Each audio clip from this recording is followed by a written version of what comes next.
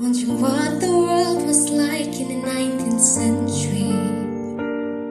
How modernism, art styles, movements changed.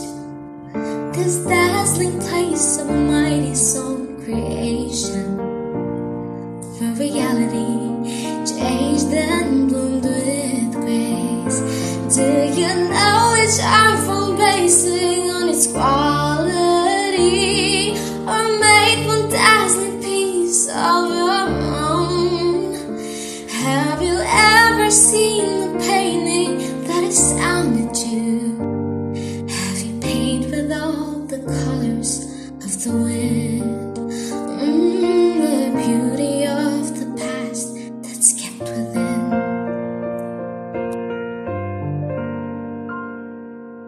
Ciao! Hola. Hello! Bonjour. Hi, I'm Marla. I'm Guillermo. My name is Marknel Gabion. My name is Susanda Soladares. My name is Jason Francisco. I'm Christian J. Butak. And we are the group three from the art world of modernism. Good day everyone. Our topic talks about modernism, which tackles about impressionism, post-impressionism, and pointillism. To formally begin, let me define you what is modernism. Modernism is a philosophical movement that arose along with cultural trends and changes as a result of massive transformations in Western society in the late 19th and early 20th centuries. The development of modern industrial societies and the rapid growth of cities followed by the horror of World War I were among the factors that shaped modernism. Modernism was fundamentally based on a utopian vision of human life and society, as well as a belief in progress or forward movement. It assumed that certain ultimate universal principles or truth, such as those espoused by religion or science, could be used to comprehend or explain reality. The origin of modernism. The origin of modern art are traditionally traced to certain artists and critics' rejection of academic tradition in subject matter and style in the mid-19th century. The Impressionist school of painting, which emerged in France in the late 1860s, sought to liberate painting from the tyranny of academic standards, narrative, conventional illusionism, and to investigate the subjective effect of perceived nature. This broad concept of visual rendering had a revolutionary impact on sculpture as well. The French sculptor Auguste Rodin saw it as a new foundation for life modeling, giving the art a prestige it had not had in more than 2 centuries. The importance of modernism. Modernism is a significant period in art history. This due to the era's political and historical events. Most importantly, it transformed art by refocusing attention on the art itself. It emerged in late 19th century Europe, around 1870. It was a new artistic expression born of a new epoch. Europe was undergoing an industrial revolution at that time. They lived in capitalist society with a growing economy as a result of industrialization. The effects of modernism in the history of arts. The era was also influenced by the after effects of World War I, which caused artists to be critical of the arts themselves, resulting in various expressions and representations of the world around them. Modernism gave way to movements like Realism and Impressionism, which could be seen in Paris. Life in Paris had changed in a significant way because of the high quality of the art. Many of these are referred to as sketches. To have true color or white light, color is used and expressed in a new and dynamic ways. Shadow is also used in a variety of ways. Paul Cézanne is the father of modernism. Looking at Cézanne's output afresh, Kleins makes the case for the painter as being father of modern art. His works inspiring countless modern and contemporary masters since. Paul Cézanne is probably one of the most famous artists of all time. Picasso even said he was our one and only master. Paul Cézanne is one of the most important painters of the 19th century, and his unparalleled technique approach to painting was admired and recreated by many of the great artists of the 20th century art movements, who saw Cézanne as an icon for his expressive use of color and new heavy-handed technique. Impressionism. Introduction. It was an art movement developed in Paris, France in the 19th century, based on the practice of painting out of door and spontaneously on the spot rather than in a studio from sketches.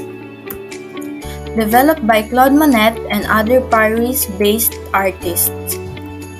Main Impressionist subjects were landscapes and scenes of everyday life.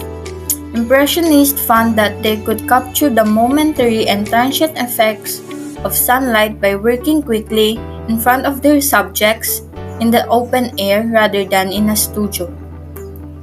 The rise of Impressionism in France happened at a time when a number of other painters, including Italian painters, were also exploring plein air painting.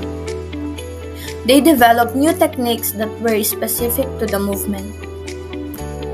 An art immediacy and movement of candid poses and compositions of the play of light expressed in a bright and varied use of color.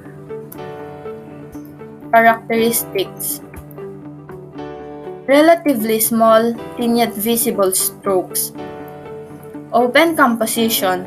Emphasis on the accurate depiction of light in its changing qualities, often accentuating the effects of the passage of time. Ordinary subject matter.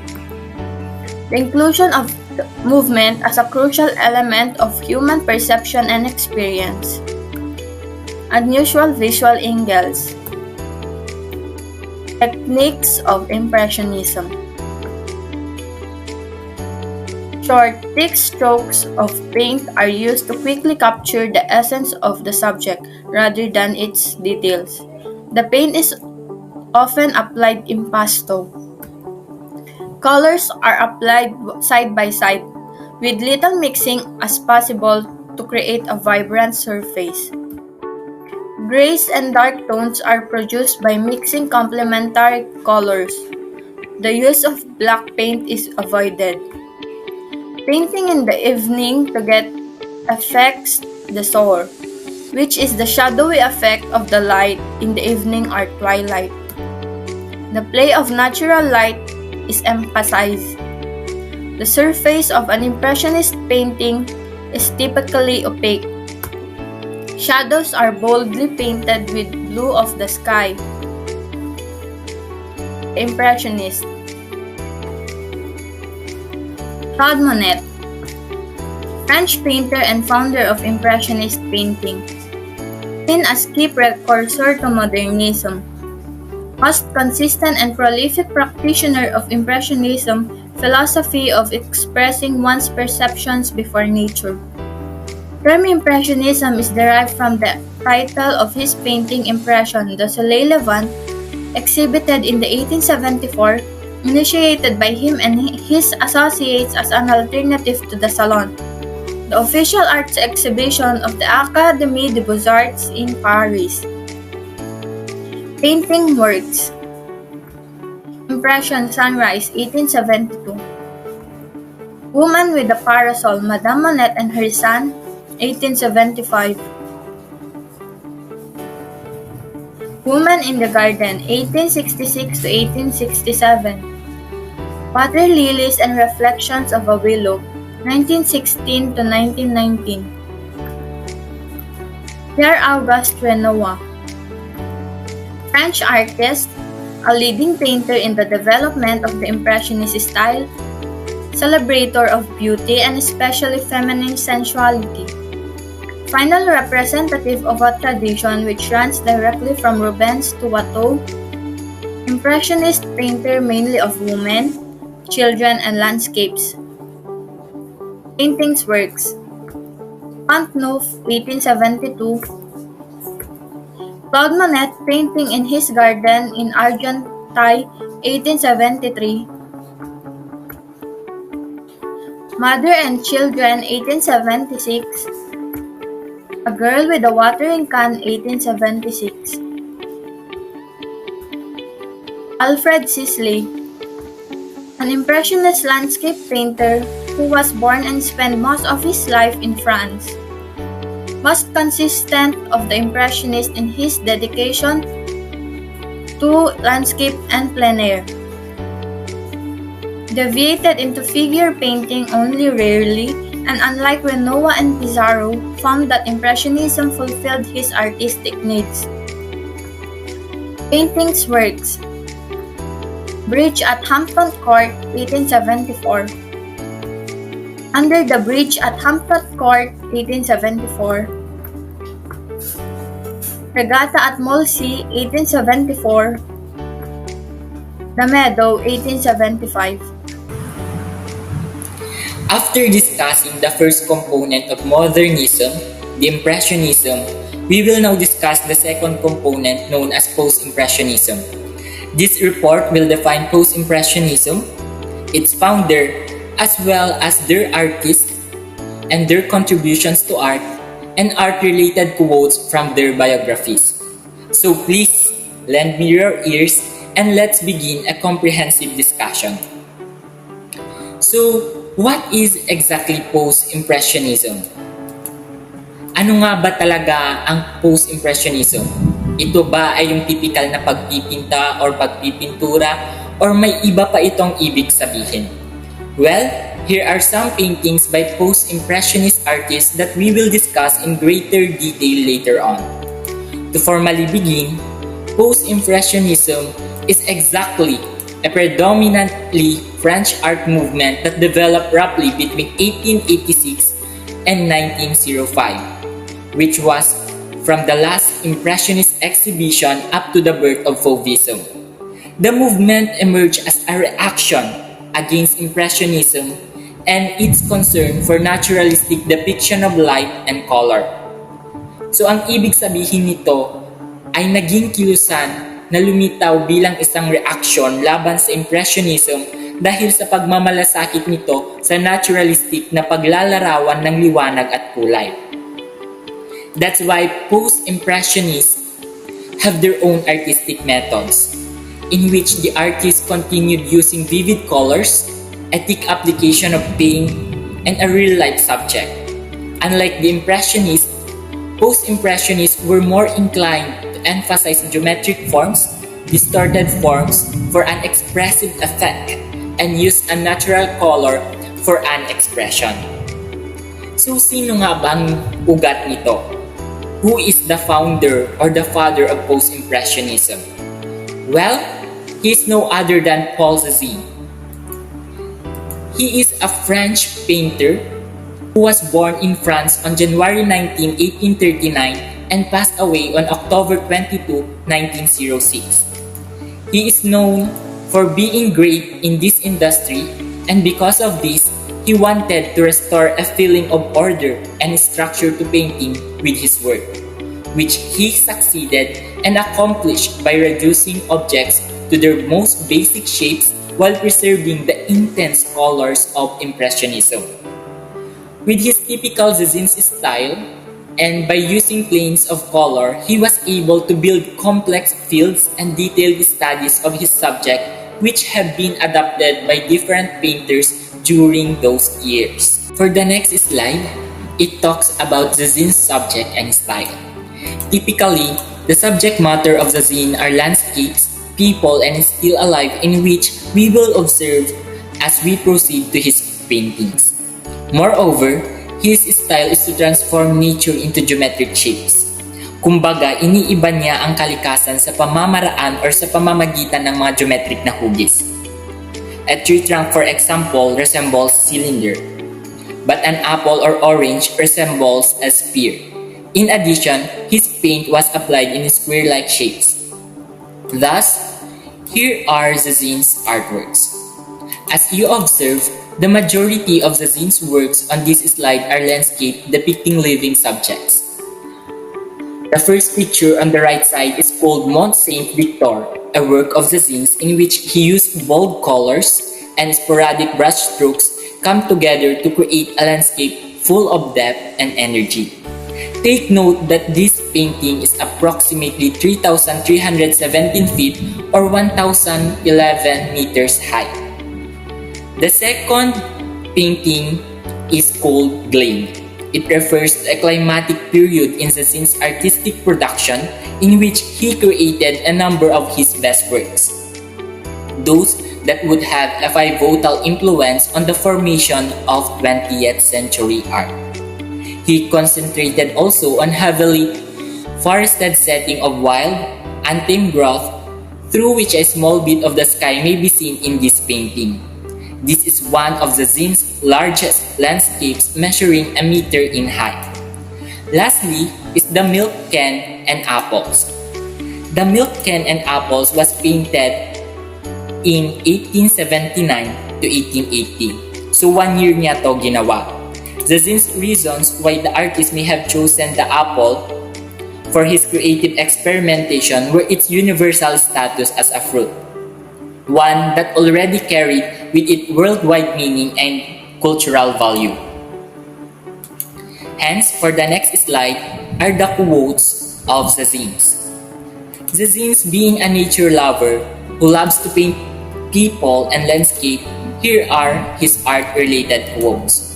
To read nature is to see it, as if through a veil in terms of the interpretation in patches of color, which follow each other according to a law of harmony. Modeling results from the exact relationship of colors.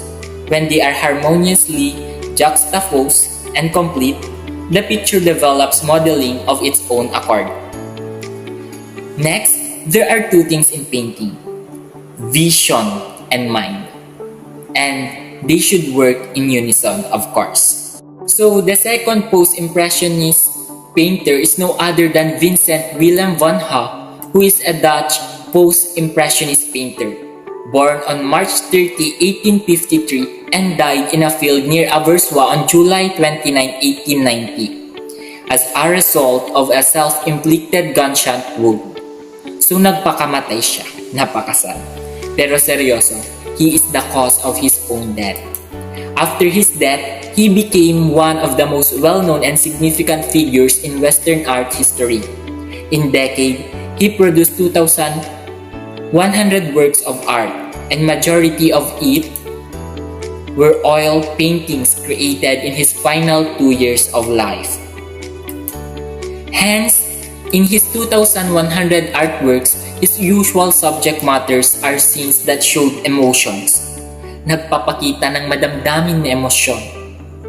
He also painted landscapes, and with that, people regarded him as the father of Expressionism, art that focused on expressing emotion, combined with his style of thick, patterned brush strokes, non-realistic color, which often use complementary colors like violet and yellow.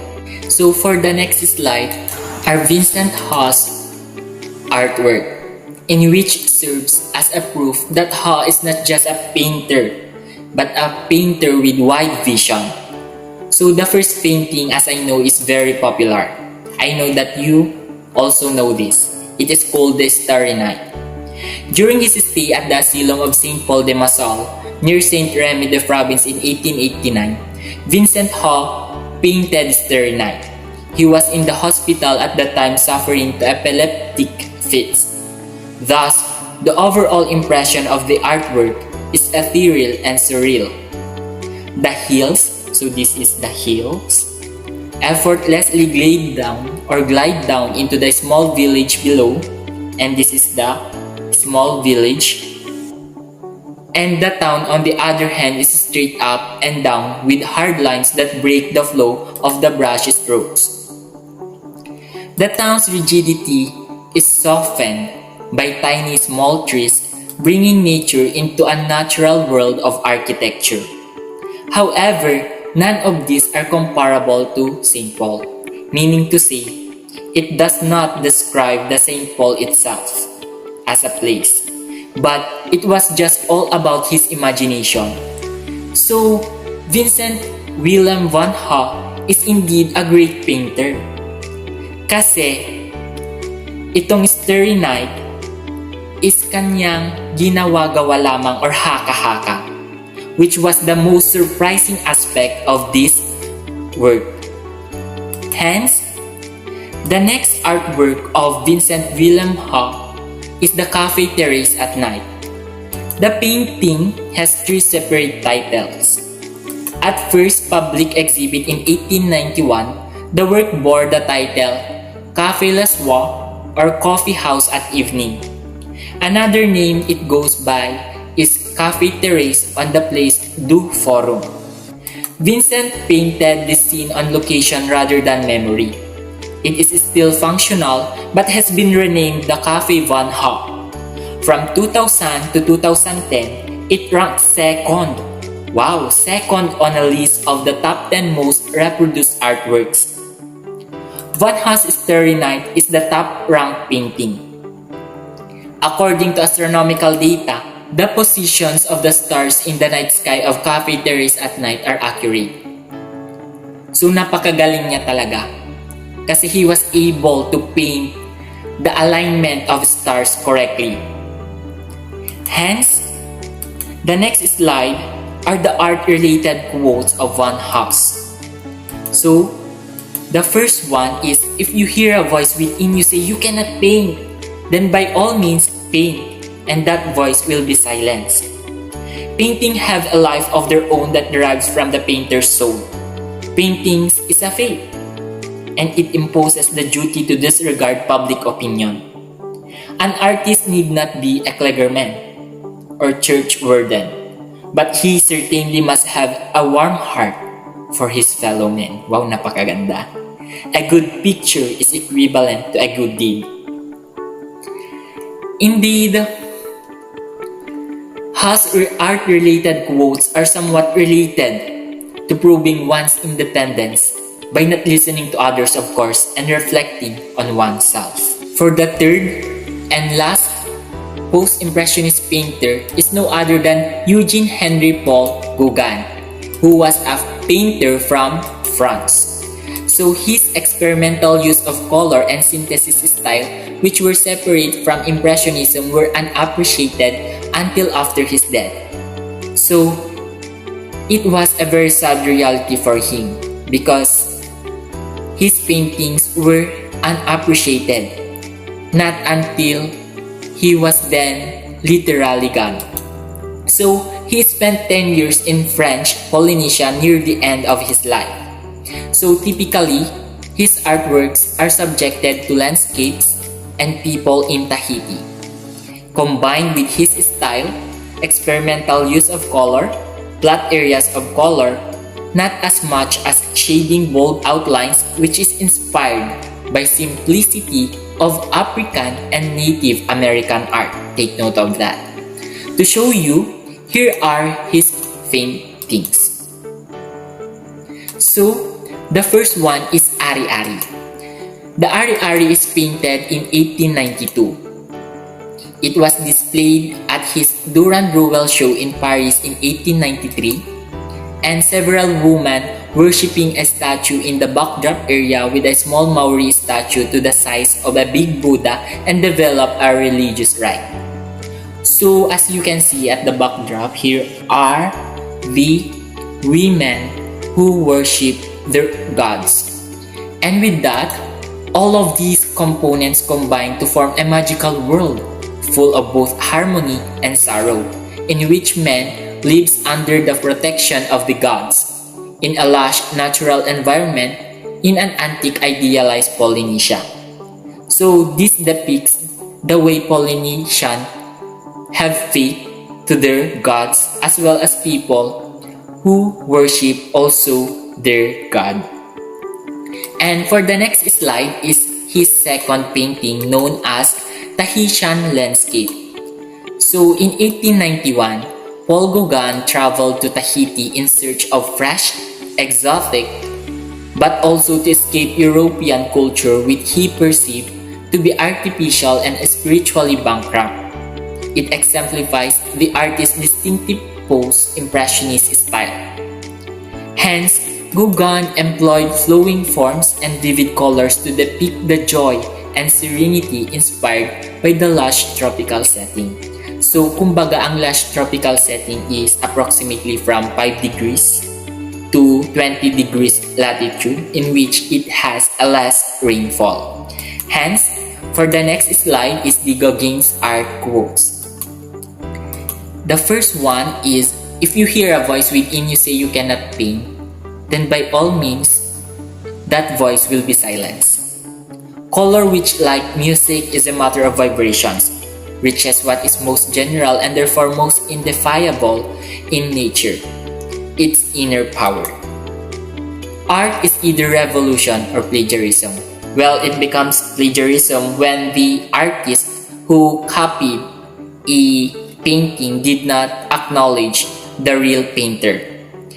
And to reiterate, indeed, post-impressionism is also one of the significant years of modernism, because post-impressionists were able to find a new method and a new medium for presenting messages to the public or the audiences, with the use of vivid colors, of course, distorted forms, thick brush strokes, and simple flat areas color.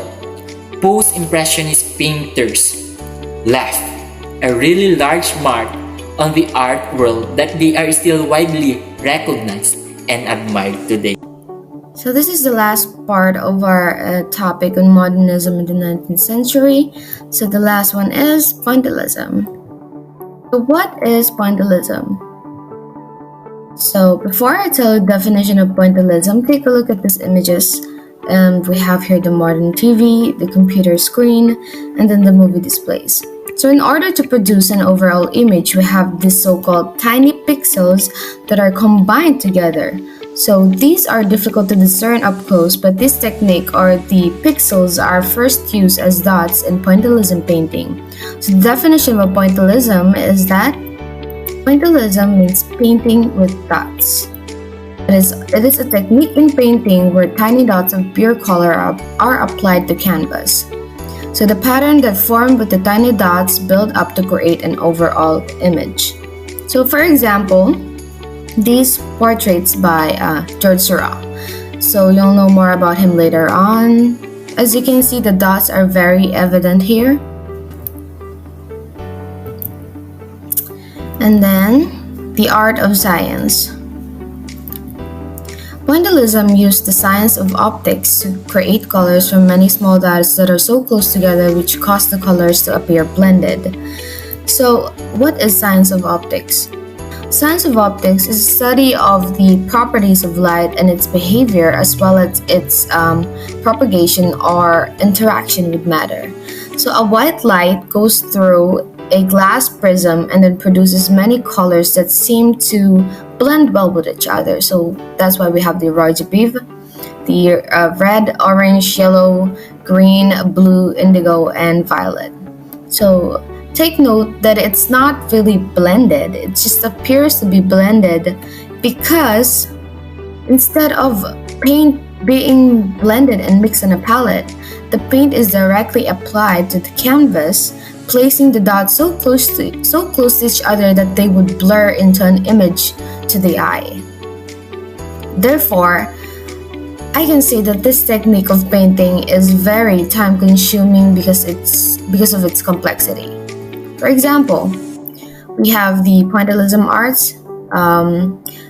This portrait is called The Sunday Afternoon on the Island of La Grande Jatte. It's by George Seurat, and it's created in 1884 to 1886. This portrait, or this painting, became the most famous picture of the 1880s. This was one of the standout works in the 8th and last Impressionist exhibition. As I've said, you'll know more about George Seurat later on, but let me just say that George Seurat is important in the world of pointillism. But for the sake of proving a point, Seurat worked on this painting for 2 years. And have I mentioned that these paintings are also like huge? This painting is over 6 feet tall and 10 feet wide. And then the next one is The Circus by George Seurat. Again, it's made in 1890 to 1891. So George Seurat worked in this for a year. Seurat's early paintings often feature remarkable stillness, even with the complex figure compositions, but The Circus features a scene of dynamic movement and is typically of his late style. This was the last painting of Seurat, and it was left unfinished when he died. So we have the next one, The Young Woman Powdering Herself by George Seurat. Again, he made it in 1888 to 1890. The Young Woman Powdering Herself is a portrait of George Seurat's mistress, which is Madeleine Knobloch. As a historical art movement, pointillism has a very particular implication, but nowadays it's usually described as a special technique that has been used by a number of different artists, all of them creating in various contexts when it comes to art movements. Pointillism is considered part of the post-impressionist movement. It was primarily invented by painters George Seurat and Paul Signac, while impressionists used small dabs of paint as part of their technique. Pointillism took this to the next level, using only small dots of pure color to compose an entire painting. So now we have the history and creation of pointillism. So it is generally related to the French painter George Seurat, whose masterpiece Sunday on the Island of La Grande Jatte is widely praised as the most famous of the pointillism paintings. So I've been saying this name kanina pa, so who exactly is George Seurat? So he is a French draftsman and a painter, and was born in December 2, 1859 in Paris, France. He also died in March 29, 1891 in Paris, France. So he studied the application of color and he created pointillism in the 1880s. He started drawing when he was very young and took his first art class when he was 16 years old.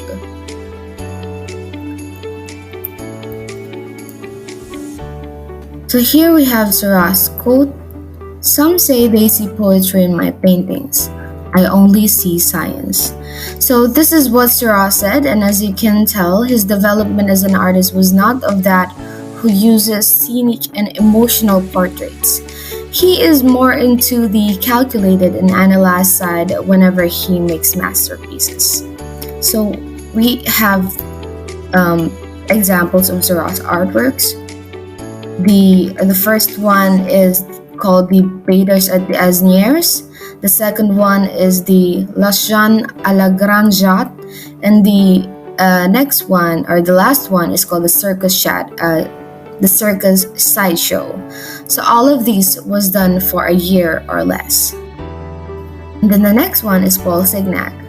So he was the other founding father of pointillism. He also studied pointillism with George Seurat, so when Seurat died young, his masterpiece, The Circus, was sold to him. Therefore, Signac continued to work with pointillism and left a large legacy of artwork using the style. For example, this one, Sunday by Paul Signac. The painting is of a typical Parisian husband and wife spending Sunday afternoon together in their home. So in this portrait, you can see his technique. The colors he used are very bright and the lines are very sharp when viewed from a distance. So this is very similar but also subtly distinct from how Seurat makes his artworks. So we have here the interesting facts about pointillism. Seurat called the style of painting divisionism when he invented it, but the name changed over time. Then eventually he named it pointillism. Then the smaller the dots, the clearer the painting, and the sharper the lines. So in many ways, pointillism was as much a science as an art. And then we also have Vincent van Gogh experimented with the pointillism technique, and it is evident in his 1887 self-portrait. So this was a self-portrait that was made in 1887. Then the next one is the style often used dots of complementary colors to make their subjects more vibrant. Then we have the famous pointillism artist, Charles Angrand. Angrand experimented with pointillism, and in some works, he used fine, small dots of paint. In other works, he used larger dabs of paint to get a rougher effect. Then we have Maximilien Luz, a French neo-impressionist, and Luz used pointillism in many of his works. Perhaps his most famous pointillism paintings were a series of paintings of Notre Dame. So we also have Theo van Rysselberg. Van Rysselberg painted several paintings using the pointillism technique. His most famous is probably a portrait of his wife and daughter, and later in his career he would move back to broader brushstrokes. So he eventually left the pointillism technique. So let me end my discussion by leaving a quote by George Seurat. So this is probably my favorite quote of him. So great things are done by a series of small things brought together. That's it. Thank you. Now, let's do some activity. Guess what? For the mechanics, who am I? Guess who is the artist? What am I? Guess if it's Impressionism, Post-Impressionism, or Pointillism. And while doing the activity, we'll provide you some clues. Now, let's begin. Who am I? First clue, French post-impressionist painter. Second clue, ENEUGEGUAIUGN. And the answer is Eugene Henry Paul Gauguin. Next one, what am I? For the clue, Van Gogh, Starry Night. And the answer is Post-Impressionism. Third one, what am I? For the first clue, Signac. The second, Sunday. And the answer is Pointillism. Fourth one, who am I? First clue, father of modernism. Second clue, LUPAZANNECE. And the answer is Paul Cézanne.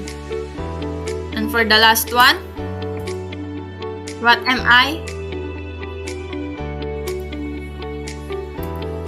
First clue, Bridge at Hampton. Second clue, Alfred Sisley. And the answer is Impressionism. And that's all for our activity. Thank you.